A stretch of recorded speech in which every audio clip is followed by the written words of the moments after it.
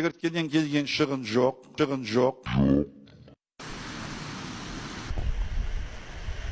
Хотя оңтүстік Қазақстан жағынан бастады, біз о жерде барып көрдік, оның әгөретін де көрдік.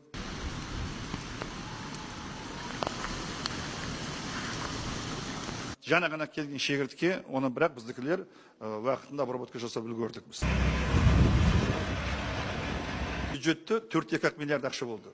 Қара, мына қара өліп кетіп барады. Мәссаған. Сондықтан премьер-министрге рахмет, осыны қолдап, жалпы тағы да 3,9 берді. Шөптің бәрі шегіртке жеп кеткен. Сондықтан бүгінгі күні біздің қаражатымыз жеткілікті, препаратымыз жеткілікті. Жердің бәрі, жерде шөп жоқ, бәрі. Тек қана саяудай стебілдер қалған, басқа ештеңе де жоқ. Шегірткеден келген шығын жоқ.